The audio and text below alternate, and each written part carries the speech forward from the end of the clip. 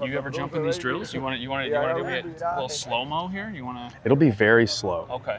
I mean, I think I can do this one. I think this one's easy enough. We'll see me and Otto. Skipper's gonna get in then. All right, let's see here. Here we go. Look at this. Oh my God. Let's go. I gotta ask Drives if that was a good jump or not. And that was, believe it or not, that was full speed. Welcome into our final episode here of Spring with the Skipper, Steven Strom, Clayton McCullough. Speed kills, timing steals though. Today we are doing base running. What are we doing and why are we doing it? Our guys have been, working as camp started with, it's like finding what, you have a couple different setups. You have the kind of more the traditional setup where you get out to a lead distance based on this pitcher's pickoff move. And then there's also, we've seen in the game the last few years that now, the momentum, timing type vault, steal, if you will, has become important. So we want to just try to arm our guys with as many potential weapons on the bases as they can have. They come out here in the mornings and today they'll get out and probably work on getting still a feel for the timing of it and when did you catch it, how to return back to the base. It's a good time in the morning for it to be slowed down, a little more educational as well as some low intent reps. Let's steal some bags. All right. Let's go. So you're looking for Bill to come up to start running, okay? One, deep breath. There will be a breath on the delivery. There will not be one on the pick. We'll do some traditional and some momentum off of that, so you guys can kind of feel out the momentum timing of that. Any questions? All right, let's split. Actually, your group here, other group in the corner, okay? So the yellow cones to the red cones. So the yellow cones here are going to be lead distance. So we have a certain distance that guys are getting out to for like a traditional lead, and going from a part of their body. And then the ones closer are more like where you start for like momentum, because you're going to start closer and then get out to that spot. 11 and a half feet, like you should be able to get back. Yeah, Griff. So you look at Drives, and if you just kind of watch Drives' body, boom, pick, and I think their cue here is if they see him, they see his body rock back right there. If they see that body rock back, like you're gone. You ever jump in these drills? You want to do a little slow mo here? You want to? It'll be very slow. Okay. I mean, I think I can do this one. I think this one's easy enough. We'll see me and Otto. Skipper's gonna get in then. All right, let's see. Here we go. Look at this. Oh my God. Let's go. I gotta ask Drives if that was a good jump or not. And that was, believe it or not, that was full speed. You all right? Yeah, I'll be all right. That looked good. Yeah, I mean, open up the gate a little bit. Yeah, open up the gate. Did you feel like you caught Drives? I feel like I got it pretty good. Yeah. I did. Unfortunately, it was taking me a really. Second base looks a lot further than it used to. Who's our best jumper? Who's got the best jumps on the team? Xavier gets good jumps, and Xavier's a very good accelerator. He gets good jumps. Mars gets good jumps. Pitchers sometimes don't even realize some of these things that they do. They're just habitual. They are. They just, so okay, this guy, all right, boom. I mean, we're going off this guy's breath. I mean, there were certainly some individuals that had things with the head movement is a big one. The left-handed pitchers really try to discern. Most of the time you go first move off the lefty. Like you're banking on, I'm banking on this guy going to the plate.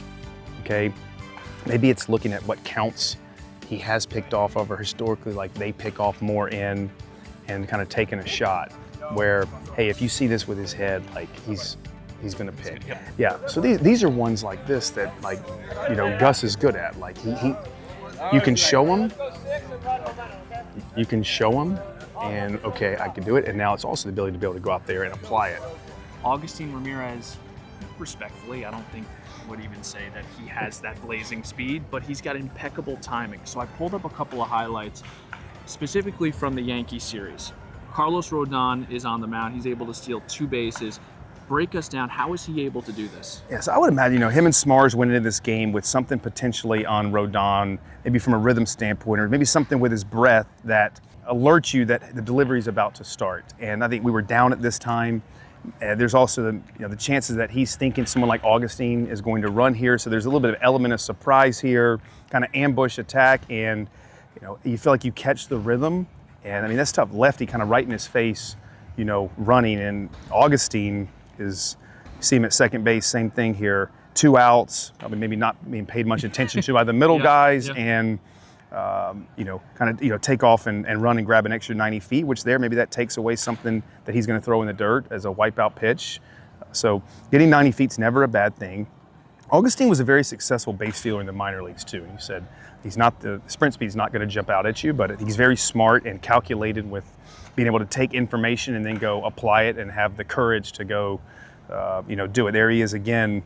This is similar, right? Yeah. Arrighetti. Yep. This is just timing. This is just Yep, understanding. he kind when of the times leg it. You see him lifts. get going, and now, okay, he's got the ability to get some momentum going there and gain an extra maybe 3 feet while also already being in motion now. Just the amount of time that his difference in his sprint speed from a dead standstill versus already being in motion is such greater. So he timed that one up very well and caught it. And if he had held the ball, probably would have seen him have to shut it down. But if you catch it in rhythm like that, you can be successful. The importance of the first base coach Yeah.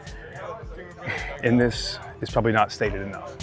I mean, it is. It's arming them with information and confidence to take that information and go do it. Like, hey, we got it. You got him right here. Like, and the guys are like, okay, because it's not fun making it out on the bases. All right, thanks guys, appreciate it. All right. Nice job. Hey, Philly. Phil, you gonna do base running at some point, or that's not your thing? I like being versatile. If they need it, probably wouldn't be the first guy to go to, but I wouldn't mind doing like some of this dive first on those pads. If you had to pinch run Yeah, for oh. a pitcher, who would be O'Shea the is their guy. I think Fauché would be. O'Shea's fast. Fauché, well, at least Fauché talks up a really big game, Okay. and he appears athletic. So Okay. I think Calvin, and he really wants to do it. Okay, what are you doing? What are you doing? You stealing bases? I'm about to do my little routine. Are we in your way right here? No, sir. Okay. I just felt like I needed to be in this circle with a All right. big group of people. Let me and Stephen finish up here what we got going. Oh, yeah, sorry. All right, Gibby. First of all, this has been awesome. 4 episodes of Spring with the Skipper. Hopefully, we can we get our contract renewed next year with Me too. with this series. Okay. But let's leave on this as we enter 2026. Who's going to be our leading base stealer, according to Clayton McCullough? If I had to push some chips in on some individuals, I think probably like Marcy and Xavier are going to be neck and neck for the stolen base crown for our team. But I do think someone like Ruiz is going to maybe impact as many games with his stolen bases as anyone else. Very good. So Marcy and X, I will go with just from a sheer volume number standpoint. Very good. Clayton, so thank you so much for everything that you've given us the access. We want to remind you guys, we're just a couple of days away from opening day. Marlins.com/opening day, Marlins.com/tickets. It's the Marlins, it's the Rockies. Opening day, 7:10 Friday night. We hope to see you there. Thank you everyone for tuning into this. Julian, Vic, everyone that's been on set with us and has helped edit this thing. They can't be thanked enough. We'll talk to you next time.